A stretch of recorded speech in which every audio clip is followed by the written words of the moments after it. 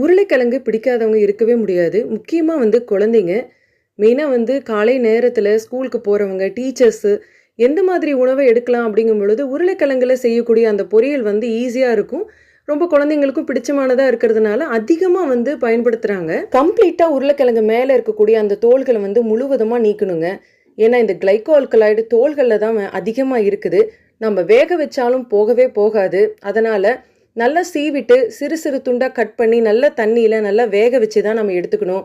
அப்படி எடுத்துக்காம, பச்சை நிறமா இருக்கிற அந்த உருளைக்கிழங்கு, வேர் விட்டு இருக்கிற அந்த உருளைக்கிழங்க நம்ம அப்படியே சமைச்சு சாப்பிட்டோம் அப்படின்னா, நம்ம மூளையில இருக்கக்கூடிய அந்த நியூரோ டிரான்ஸ்மிட்டர பாதிக்கிறதுனால, கை, கால் நரம்பு தளர்ச்சி ஏற்படும். தசை சம்பந்தமான நோய்கள் ஏற்படும். அதனால உருளைக்கிழங்கு தானே அப்படின்னு நாம அஜாக்கிரதையா இருக்கக்கூடாது. அதுல இருக்கக்கூடிய நன்மை, தீமைகளை தெரிஞ்சுக்கிட்டு, ரொம்ப கவனமா நம்ம குழந்தைங்களுக்கு ஆரோக்கியமா சமைச்சு குடுப்போம். இனிமே பச்சை கலர்ல இருக்கிற உருளைக்கிழங்கையும்